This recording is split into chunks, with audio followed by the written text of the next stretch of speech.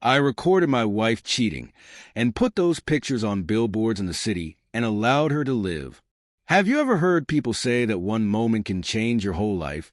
Everything seems to be going well, and then bam, it all comes crashing down in an instant. I always thought that's what they say when they're trying to be dramatic. I never thought it would happen to me, but here we are. My name is Mike, and up until a few months ago, I had a pretty ordinary life. I live in a small town. You know, the kind where everybody knows everybody's business, whether you like it or not. I'm a plumber by trade. I had a wife, Jessica, a small house, a few buddies I drank beer with on the weekends. It was routine. I was working at a local restaurant that day, fixing some clogged sinks in the back kitchen. I remember it was a Tuesday. Nothing out of the ordinary, just me wrench in hand trying to get the damn pipes to cooperate. I'd been to this restaurant many times before, so it was pretty ordinary. But then something caught my attention. Through the kitchen doorway, I could see the dining area, and there sat Jessica, my wife. I didn't pay much attention to it at first. She wasn't the type to tell me her every move, so seeing her there wasn't that strange. But then I noticed she wasn't sitting alone. There was a guy with her, some guy I didn't recognize, and they were sitting too close for it to be called casual. I thought for a second, maybe it's work-related or some friend I've never met. You know how your mind tries to justify itself before the truth gets to you? Yeah, I used to do that. But then it happened. She leaned over and kissed him, and not just a friendly peck on the cheek. It was a real kiss, and in that moment, everything inside of me just froze. I couldn't move. I just stood there holding the damn wrench, like an idiot watching my wife kiss another man. My brain went numb. I didn't lash out or confront her as you might think. No, I just turned around, walked out of the restaurant, and got into my truck. I sat there for a few minutes staring at the steering wheel, trying to realize what the hell I had just seen. Was it real? My stomach twisted into knots, and for a second, I thought I was going to throw up. I drove home without saying a word to anyone. I didn't even know what to do. How do you deal with something like this?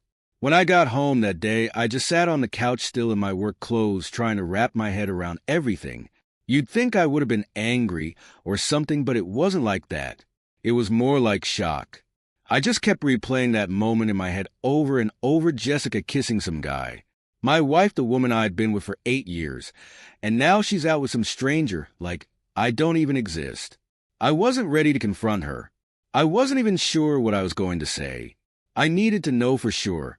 Was this just a one-time thing, or had she been sneaking around behind my back for who knows how long?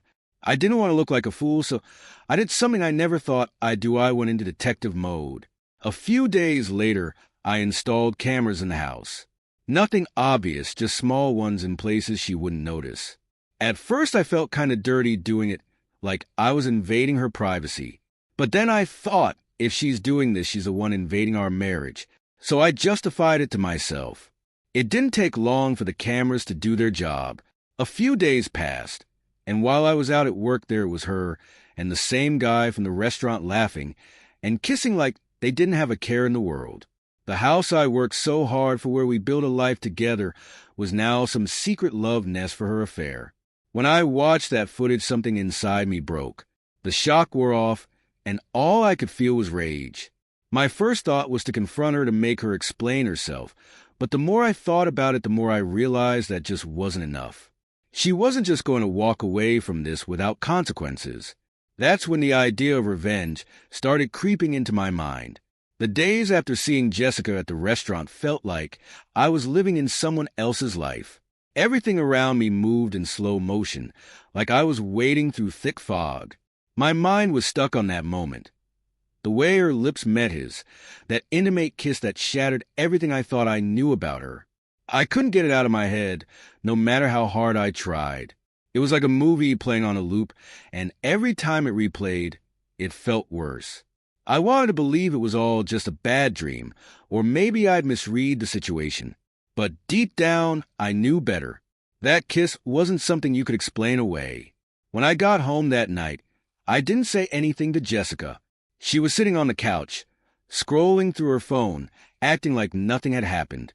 I walked past her, gave her a quick hey, and went straight to the bathroom. I needed a minute to breathe, to collect myself. My hands were shaking, and my stomach felt like it had been twisted into a knot. Should I confront her right then? Should I play it cool? I didn't know. So, I splashed some water on my face, took a deep breath, and walked back out, pretending like everything was normal. Over the next few days, I started noticing things. Little things.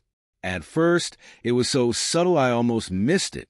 She'd come home a little later than usual, but she'd have some excuse about work running late or needing to stop by the store. At dinner, she was quieter than normal, half listening to whatever I was saying, nodding along but clearly distracted by something on her mind. I tried to push the doubts away, tried to convince myself that maybe she was just stressed from work, but the feeling in my gut wouldn't let up. The real giveaway was her phone. Jessica had never been glued to her phone before. She was always the type to leave it lying on the counter or toss it in her bag without a second thought. But now, she kept it close, real close. She'd take it with her to the bathroom, keep it face down when we were watching TV, and if it buzzed with a text or a notification, she'd pick it up right away, tapping out replies with a quick, secretive smile. I'd ask her casually, "Who's texting you?" and she'd brush it off with some vague answer like, "Oh, just work stuff," or "It's nothing important." But that smile, the one she couldn't hide, it was like a knife twisting in my chest every time I saw it. One night, I tried asking her more directly. We were sitting on the couch, watching some show on Netflix, and she was barely paying attention. Her eyes kept flicking down to her phone in her lap. I paused the show and turned to her. "Everything okay, Jess?" I asked, keeping my voice as casual as I could. She looked up at me, blinking like she'd been caught off guard. "Yeah, why?" I don't know. You've just seemed distant lately," I said. "Is something going on at work?" She hesitated for a second, just a split second, but it was enough for me to notice. Then she gave me a smile that didn't reach her eyes. "No, everything's fine. Just a lot on my plate, you know." I nodded, not wanting to push it further, but the doubt was gnawing at me. Her answers fell off, like they were rehearsed. It was like she was only half there with me, like her mind was somewhere else entirely. Maybe with him. The next few days, I paid closer attention. She'd leave for work early some mornings, saying she had meetings to get to, and she'd come home late more often than not. One night, she didn't get home until almost 10 p.m. I was sitting at the kitchen table, pretending to be busy with some paperwork, but really, I was just waiting for her to walk through the door. When she finally did, she looked tired, but there was something else. Something I couldn't quite put my finger on. I stood up and asked, "Long day?" "Yeah," she sighed, dropping her bag by the door. "I had to work overtime. Sorry I didn't text you." I walked over to her, leaned in to give her a quick kiss on the cheek, but as I did, I caught a whiff of something, a smell that wasn't hers. It wasn't her perfume, and it wasn't mine. It was a distinct scent of cologne, someone else's. It hit me like a punch to the gut. I pulled back and stared at her for a second, my heart racing. She didn't seem to notice, just walked past me toward the bedroom. That's when I knew for sure. Something was happening behind my back, and it wasn't just in my head. That night, I barely slept. I lay in bed next to her, staring at the ceiling, my mind racing a mile a minute. I wanted to shake her awake and demand answers, to ask her why she smelled like someone else's cologne, why she was keeping secrets, but I couldn't. Not yet. I needed more than just a feeling. I needed proof. Cold, hard proof that she was cheating on me. Something undeniable. Something she couldn't talk her way out of. I went over my options 1,000 times in my head. I could confront her, demand answers, but I knew exactly how that would go. She'd deny it, look at me like I was crazy, maybe even flip it around and make me feel like I was losing my mind. Hell, part of me was already starting to feel that way. I couldn't just barge in with accusations and nothing to back it up. No! I needed something solid, something undeniable, proof that she couldn't wiggle her way out of. The idea came to me slowly, almost like a whisper in the back of my mind at first. I didn't want to believe it was what I had to do, but as the days passed and her behavior became more suspicious, I knew I didn't have much of a choice. If I was going to catch her, I needed to be smart. I needed to set a trap. And that's when it hit me, cameras. I'd never done anything like that before, but this wasn't just suspicion. I had seen her with my own eyes at that restaurant, kissing some guy like I didn't even exist. So I made the decision. The next day after work, I went to an electronics store. I felt a bit ridiculous walking in, not knowing exactly what I was looking for, but I tried to keep cool. After wandering around the store for a few minutes, I spotted a shelf filled with small, discreet cameras, the kind people use for home security or catching thieves. Perfect. I stood there for a while, staring at the different models, weighing my options. I didn't need anything fancy, just something small enough to go unnoticed, but clear enough to give me the answers I needed. I ended up grabbing a couple of tiny cameras, the kind you could tuck away on a shelf or stick behind a picture frame without anyone being the wiser. The salesman asked if I needed help, but I brushed him off, mumbling something about home security and hoping he wouldn't ask too many questions. I kept glancing at the bag in the passenger seat, wondering if I was doing the right thing. It felt wrong, in a way, to spy on her. We were supposed to trust each other, right? That's what marriage was built on. But then I reminded myself that she was the one breaking that trust, not me. She had already crossed the line when she kissed that guy. If she was sneaking around behind my back, I had every right to know. By the time I got home, I had convinced myself this was the only option. I waited until the next morning, when Jessica left for work, and then I got to work. I spent the better part of the afternoon installing the cameras around the house. I chose spots I knew she wouldn't notice. They were small, discreet, and almost invisible unless you knew exactly where to look. I remember feeling like some kind of sleazy spy while I was doing it. My hands were shaking as I adjusted the angles, making sure they were hidden well enough but still had a clear view. It felt dirty, like I was crossing some line I'd never be able to uncross. After the cameras were set up, I synced them to an app on my phone, which let me check the live feed anytime I wanted. I sat on the couch for a while, staring at the screen, watching the empty rooms of my own home, feeling like a stranger in my own life. At first, nothing happened. The house stayed quiet. Jessica went about her usual routine, and for a few days, everything seemed normal. Maybe I had been overreacting. Maybe I just caught her in a weird situation, and my brain was blowing it out of proportion. But deep down, I knew that wasn't true. That feeling in my gut hadn't gone away. A week passed before I caught anything. I was sitting at work, going through the motions, when my phone buzzed with a notification from the camera app. I opened it up, and there she was, Jessica, sitting on the couch in our living room. But she wasn't alone. He was with her. The same guy from the restaurant. They were sitting close. She was laughing at something he said, her hand resting on his arm. My heart started pounding in my chest, my hands tightening around the phone. And then, just like before, they kissed. It was long, slow, intimate. I sat there, staring at the screen, watching it I couldn't look away from. My mouth went dry, and my mind was racing 1,000 miles a minute. This was it, the proof I needed, the undeniable truth that she was cheating on me. I thought about confronting her that night, throwing the proof in her face and demanding answers. But something stopped me. Confronting her felt too small, too easy. She could cry, beg for forgiveness, and maybe even worm her way back into my life. No, that wasn't enough for what she had done. I needed more. I needed her to feel the same humiliation and pain that I was feeling. So I waited and I watched. And as the days went by, the plan for revenge started to form in my head. Over the next couple of weeks, I watched them. Each time, it was the same routine. They'd meet at our house while I was at work. Sometimes they'd stay in. Other times she'd leave, saying she was going out for errands or work meetings. But I knew better. It was like living in a nightmare. Every time I watched the footage, it felt like a knife twisting in my gut. And yet, I couldn't stop. I was addicted to knowing exactly what was happening behind my back. I had all the proof I needed, but something in me still held back from confronting her. I wanted to, but I knew I had to hit harder. She needed to feel what I was feeling. The betrayal, the humiliation, the rage. A simple fight wouldn't cut it. I spent nights thinking about how I could make her pay for what she did.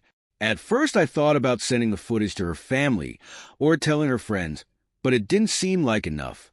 It felt too small, too quiet. I wanted everyone to know what kind of person she was. I wanted the world to see what she did to me. And then out of nowhere the idea hit me, what if I put it on a billboard? It sounded crazy at first, but the more I thought about it, the more it made sense. We live in a small town. Gossip spreads fast, but something like that? It would be impossible for her to hide from it. She wouldn't be able to show her face without people knowing exactly who she was and what she did. The idea stuck with me, and soon it became an obsession. I couldn't let it go. The rage had been building up inside me for weeks, and I knew it was going to take more than a confrontation. I wanted more than a fight. I wanted to burn down her world the way she destroyed mine. I couldn't sleep at night, lying next to her, knowing she was with another man, feeling the disgust and betrayal bubbling up inside me. I needed her to feel the shame I was drowning in. I wanted the whole town to see what she had done and look at her the same way I did, as a liar, a cheat, a fraud. The idea came to me one sleepless night as I stared at the ceiling, thinking of ways to expose her. Telling her family or friends seemed too small, too discreet. It would give her a chance to hide, to control the course of events, to make it look like nothing was her fault. There had to be something more, something she couldn't run away from, no matter how hard she tried. And then, out of nowhere, it hit me, billboards. Big, fat, in-your-face ads that were impossible to ignore. It was perfect. The next day, I went into action. I called work, saying I wasn't feeling well, but I really had no intention of staying home. I grabbed my phone, pulled up the screenshots the camera had taken, shots of Jessica and her lover on the couch, laughing, kissing like they didn't care, and got in my truck. I could feel my heart pounding in my chest the whole way. When I stopped at the ad agency, I froze in place for a moment, gripping the steering wheel so hard my knuckles turned white. It felt surreal, like I was standing on the edge of something big. I was no longer just a guy who was quietly suffering while my wife betrayed me. I was going to take matters into my own hands. Flipped the script. I took a deep breath, got out of the truck, and walked into the building. The guy behind the counter looked up as I approached. "What can I help you with?" he asked, not even raising his eyes from his computer. I swallowed hard, trying to even out my voice. "I need to rent some billboards," I said, keeping my tone even. Now I had his attention. He raised an eyebrow, clearly surprised, and finally looked up. "Billboards, huh? Okay. What kind of business do you want to advertise?" I almost laughed at such a question. "It's not for business," I said, pulling out my phone. "It's personal." His eyes narrowed, and I saw curiosity flare up in him. "Personal? Like, what's private?" I unlocked my phone and placed it on the counter for him to see the pictures. "I want them placed on every billboard you have in your town that says my wife cheated on me. I don't care how much it costs." The guy hesitated for another second, then looked around the office as if checking to see if anyone was eavesdropping. "Okay," he said, leaning a little closer. "This is going to cost you dearly. We're talking thousands for a few billboards." "Money's no problem," I said, pulling out my wallet and setting a wad of cash on the counter. It wasn't all I had, but it was a chunk, a substantial one, enough to make him forget his worries and get to work. His gaze flicked to the money, and I saw his demeanor change. He was on board.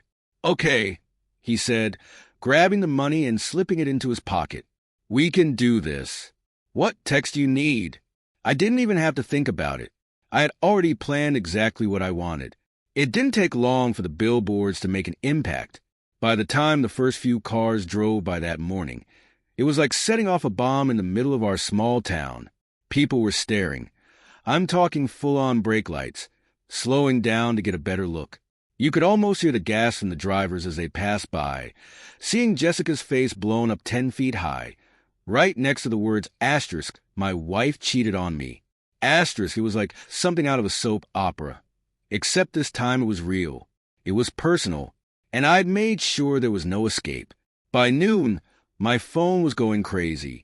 Calls, texts, notifications lighting up my screen like a Christmas tree. Friends, co-workers, even people I hadn't talked to in years were suddenly interested in my life. Everybody wanted to know the same thing. Was it true? Was it real? Had I really done what they thought I'd done? The thing about living in a small town is that people live for drama like this. There's nothing that spreads faster than a scandal, especially one as juicy as a cheating wife and a vengeful husband who just plastered their dirty laundry for the whole world to see. By the time I got my third call of the day, I knew the news had already made its way through most of the town. Some people were shocked, asking me how I could do something so extreme. Others, though, guys I knew from work or buddies I had beers with on the weekends, sounded almost impressed. Like I'd done something they all wished they had the guts to do. They wanted details. They wanted the whole story. I wasn't ready to give it to them just yet, so I kept my responses short, just enough to confirm what they already suspected. Asterisk, yeah, it's real. Yeah, she cheated on me, asterisk. I knew the billboards would make an impact, but I hadn't expected things to blow up this fast. And yet, despite the constant buzzing of my phone, I couldn't shake the feeling of satisfaction. This was what I wanted everyone knowing, everyone seeing the truth. The town that once saw Jessica as this perfect, sweet wife was now staring at her like she was a stranger. They were seeing her for what she really was, a liar, a cheater, and there was nothing she could do to stop it. Jessica must have seen the billboards almost immediately. How could she not? There were 3 of them around town, all in spots where everyone passed by at least once during the day. But she didn't come home right away. That part pissed me off. I knew she was out there, dealing with the fallout, probably trying to come up with some excuse or explanation. I imagine her phone buzzing nonstop, just like mine, as her friends and family reached out, shocked, confused, maybe even disgusted. I kept waiting for her to walk through the door, and with each minute that passed, my anger grew. The thought of her hiding out somewhere, panicking, trying to figure out how to talk her way out of this, only made me more furious. I wanted to see her face, to watch her realize that there was no escape, no way to talk her way out of it. When she finally did come home, it was hours after I'd expected her. I was sitting on the couch, pretending to watch TV, but really, I was just waiting for that door to open. When I heard her keys in the lock, my heart started pounding. This was it. She walked in, and for a second, neither of us said anything.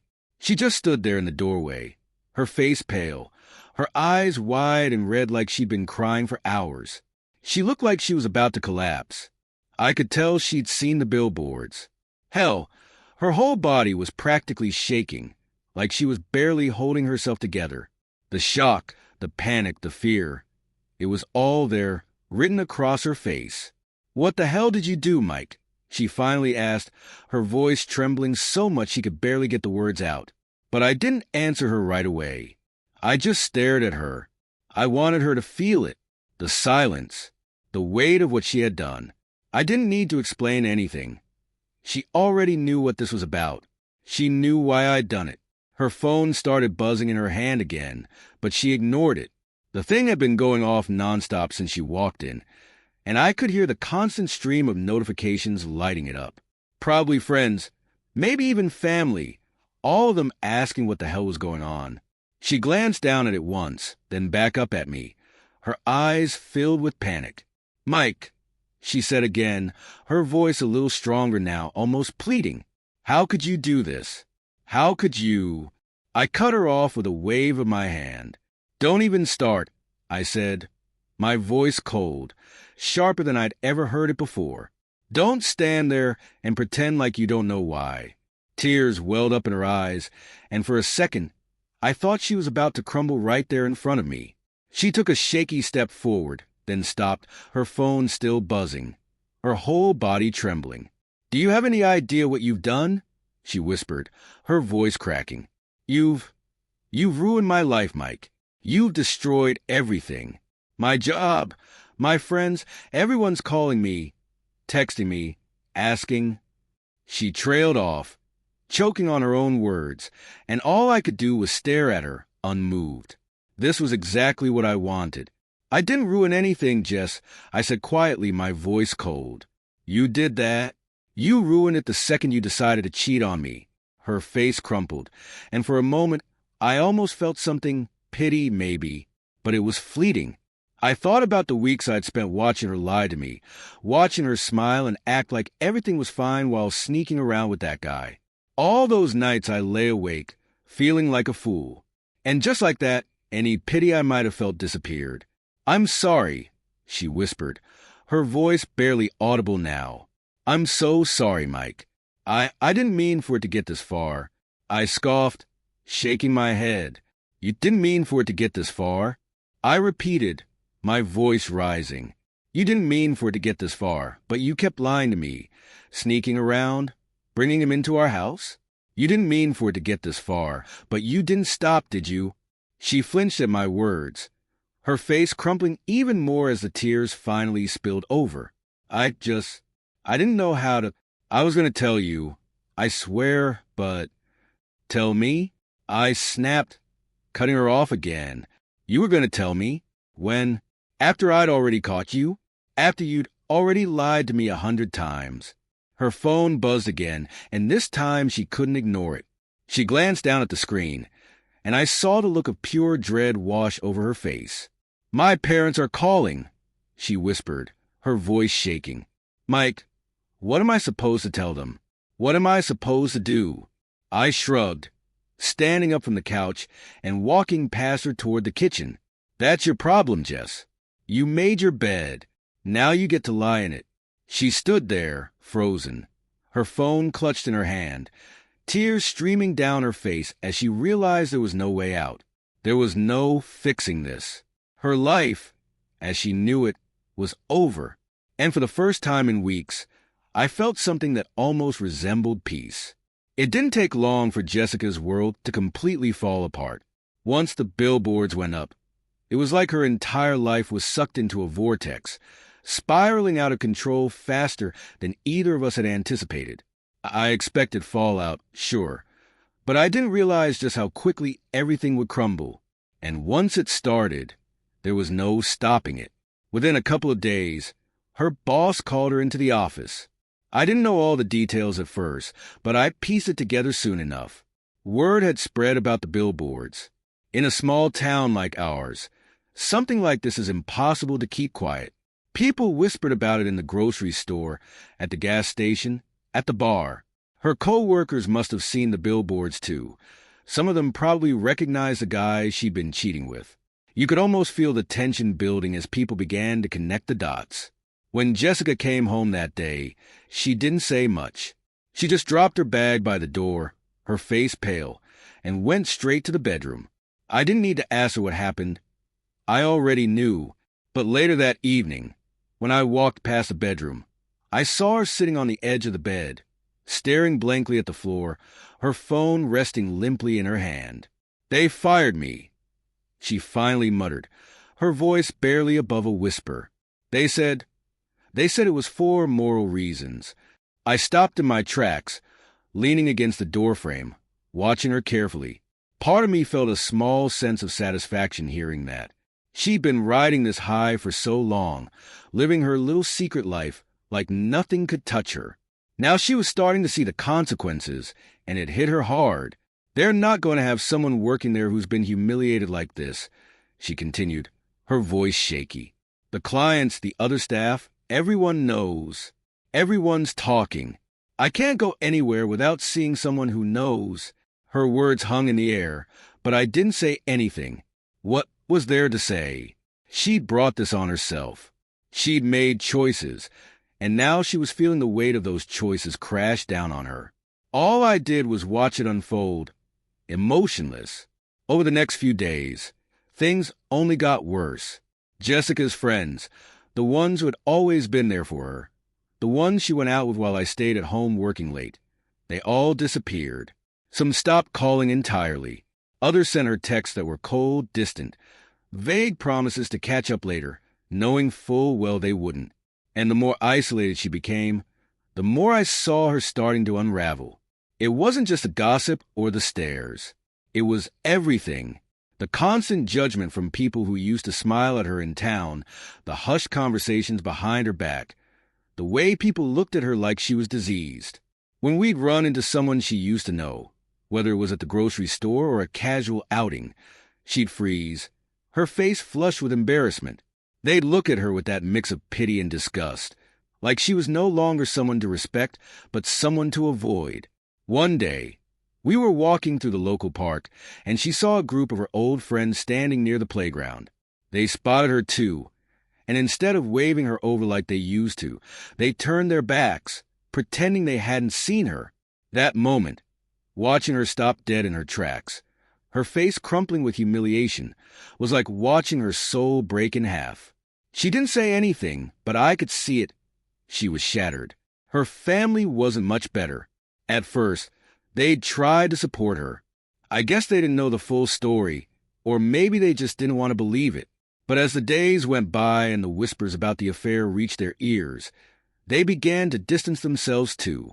Her parents stopped calling as often, and when they did, the conversations were strained.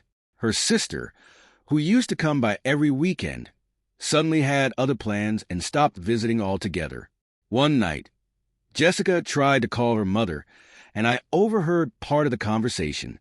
It was tense, full of long silences and awkward pauses. At one point, I heard her mother say something like, "We just don't understand why you didn't come to us sooner. We could have helped. Before it got this bad." Jessica's face turned red and she snapped back, "There's nothing to help now, Mom. It's already done." After that, she hung up and threw her phone across the room. It hit the wall with a loud thud and clattered to the floor. The screen cracked, just like her life. I watched all of this happen with a cold detachment. Part of me felt like I should care more, but I didn't. Not really. This was what I wanted, right? To watch her life fall apart. To see her suffer the way I had suffered. I had spent so many nights lying awake, imagining her with him, feeling the sting of betrayal over and over again. Now, she was the one feeling that sting, except it wasn't just between the two of us anymore. It was public. It was inescapable. She tried to talk to me, to apologize. A few times. She even asked me to take the billboards down, begged me to give her some kind of mercy, but I wasn't interested. Her words meant nothing to me at that point. She'd already crossed a line, and there was no going back. Every time she left the house, I could see the weight of the shame pressing down on her more and more. It was like watching a flower wilt under the harsh sun, day by day. Her once confident stride was now a slow shuffle. Her shoulders hunched like she was trying to make herself as small as possible. She'd rush through errands like she was being hunted, keeping her head down, avoiding eye contact with anyone who might recognize her. But the whispers always followed. The stares were impossible to escape. In a small town like ours, people don't forget. They remember, and they judge. She started staying in the house more, locking herself away in the bedroom for hours on end. I'd hear her pacing back and forth, the floor creaking under her footsteps, and sometimes I'd hear her crying softly, like she was trying to hold it in but couldn't anymore. The woman I had known for years, the one who used to laugh, who used to go out with her friends, who used to be full of life, was gone. In her place was someone I barely recognized, a hollow version of herself, consumed by the weight of her actions and the consequences of my revenge. Every time I saw her like that, a small part of me wondered if I'd gone too far. If maybe, just maybe, I could have handled this differently. But those thoughts never lasted long. The anger was still there, burning just beneath the surface, reminding me of the lies, the betrayal, the months of living in a nightmare while she played me for a fool. No, I didn't regret it. She deserved every ounce of the pain she was feeling. She had made her bed, and now she had to lie in it. And so, I watched as her life crumbled bit by bit. Her friends were gone. Her family was slipping away. Her job was gone. The woman who had once been the center of my world was now a ghost, haunted by the choices she had made. And for the first time in a long time, I felt like I was the one in control. Eventually, Jessica couldn't take it anymore. One night, after another day of being shunned and judged by the entire town, she packed a bag and left. She didn't say a word, didn't ask for anything. She just walked out the door and disappeared from my life. At first, I felt a sense of victory. I had done what I set out to do. I made her pay for what she did. But as the days passed, that feeling started to fade. The house felt emptier without her. And even though I'd wanted her gone, it wasn't the relief I thought it would be. Revenge didn't fill the hole she left behind. It didn't take away the hurt. I thought that by destroying her life, I'd heal my own, but it didn't work like that. I was still angry, still broken, but now there was nothing left to focus that anger on. After Jessica left, the town eventually moved on. The billboards came down, and people stopped talking about it. For them, it was just another piece of small-town gossip that faded over time. But for me, it wasn't that easy. I was still stuck with the aftermath of everything: my marriage, my life, my sense of who I was. I thought getting revenge would make me feel better, but it didn't. It just left me feeling empty. I ruined her life, sure, but in doing so, I ruined parts of myself too. The anger was still there, but now it had nowhere to go. I had to live with what I'd done, and that wasn't as satisfying as I thought it would be. Months passed, and I tried to pick up the pieces. I went back to work, tried to rebuild some kind of normal life, but things were different. I was different. The town had moved on, but I was still haunted by everything that had happened. I heard through the grapevine that Jessica was trying to start over in another town, living with her sister. Maybe she'd be able to move on. Maybe not. As for me, I don't know. I'm still here, still working, still trying to figure out what comes next. The revenge, the billboards, the whole thing, it didn't fix anything. If anything, it just made the hole deeper.